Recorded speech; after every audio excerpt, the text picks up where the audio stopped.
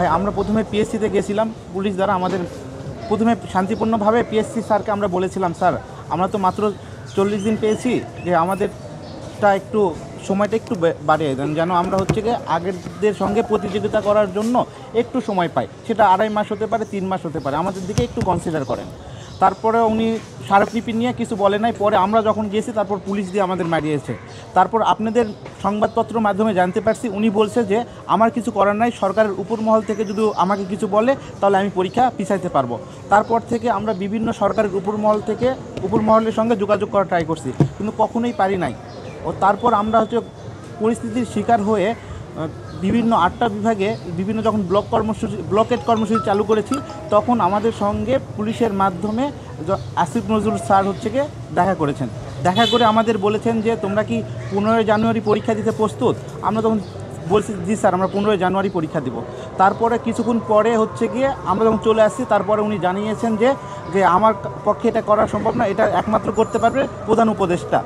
তারপর হচ্ছে গিয়ে আমরা প্রধান উপদেষ্টার সঙ্গে দেখা করার জন্য শান্তিপূর্ণভাবে শাহবাগের এখানে আসছিলাম। যখন পুলিশ ভাইরা আমাদের হচ্ছে গিয়ে ব্যারিকেড দেয়, তখন আমরা শাহবাগকে পুলিশ ভাইদের প্রথমে খোঁজ দিয়েছিলাম শান্তিপূর্ণভাবে করার জন্য, এবং ওনাদেরই বলছিলাম যে আমাদের তেমন কিছু চাওয়া নাই, আমরা চাই যে শান্তিপূর্ণভাবে প্রধান উপদেষ্টার সঙ্গে আমাদেরকে দেখা করা যা হোক। জাস্ট প্রধান উপদেষ্টা আমাদের 2-3টা প্রতিনিধির সঙ্গে কথা বলবেন এবং তিনি তার শান্তিপূর্ণভাবে আমাদের যা বলবেন আমরা তাই মেনে নেব। যদি বলে যে পরীক্ষা পিছায় যাবে তাহলে আমরা শান্তিপূর্ণভাবেই চলে যাব, না পিছাইলেও আমরা বলবো যে কোনো কারণে আমরা স্যাক্রিফাইস করতাম। কিন্তু প্রধান উপদেষ্টার সঙ্গে আমরা কোনোভাবেই দেখা করতে পারি নাই।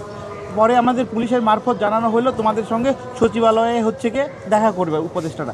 এইভাবে আমাদের হচ্ছে গিয়ে উপদেষ্টারা সচিবালয়ে যাওয়ার পরে কেউ কোনো উপদেষ্টা ছিল না, মানে এখানে পুলিশ আমাদের সঙ্গে অভিনয় করেছে, জাস্ট আমাদের টাইম ক্ষেপণ করেছে।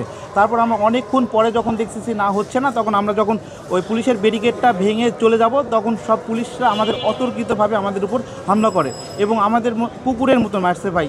এমনভাবে মারছে যে আমাদের হাতে তো কোনো অস্ত্র ছিল না ভাই, কোনো কিছু ছিল না। আমাদের কিছু ভাইদের মেরে মাথা ফাটাই দিছে ভাই, সে এখন ডিএমসিতে ভর্তি আছে, কারো হাত ভাঙাই দিছে, কেউ পিজিতে ভর্তি আছে, কিন্তু তারপরও হচ্ছে গিয়ে কেউ এই পর্যন্ত দেখা করতে আসে নাই ভাই।